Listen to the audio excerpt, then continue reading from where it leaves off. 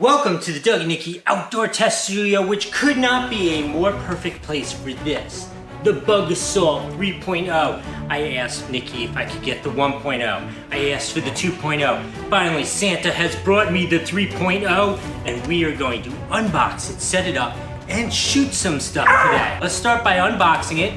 We'll set it up, and we'll take it out in the wild and shoot some stuff. Okay, so while I open this up, I wanted to remind you that after this video is over, I'm going to come back to you with a Doug score of 1 to 5 and let you know how much I like or dislike this product.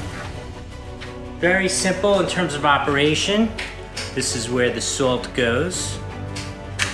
You pump it up, release the safety, and bam! You waste that bug.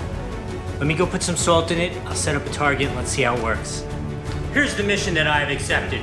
I need to kill these spiders with the BugASalt. Let's give it a shot. Oh, oh, this is so cool. Let's try over here. You can see, so obviously you're supposed to be shooting at little bugs and stuff like this. This full-size piece of paper is being moved by the force of the salt hitting it. That is a crazy assault. A crazy assault. A crazy assault. Let's go after it again. Ow. Okay, let's try a couple different angles.